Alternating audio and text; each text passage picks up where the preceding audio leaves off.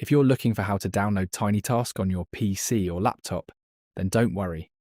In this video, I'll show you how to download and install TinyTask in just a few simple steps.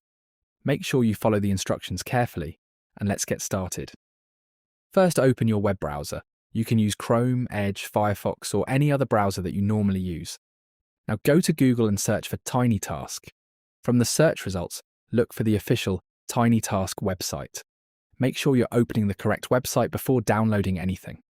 Once the website opens, you'll see information about TinyTask and its available version.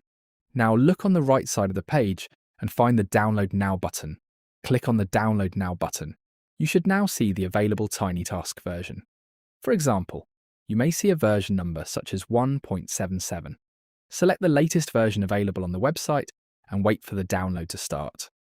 The TinyTask file is very small, so the download should normally finish quickly.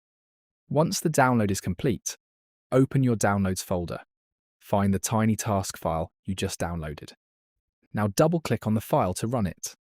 TinyTask doesn't require a complicated installation process or a long setup wizard. Simply run the downloaded file and wait for TinyTask to open. That's how you can download and install TinyTask on your PC. If this video helped you, make sure to like the video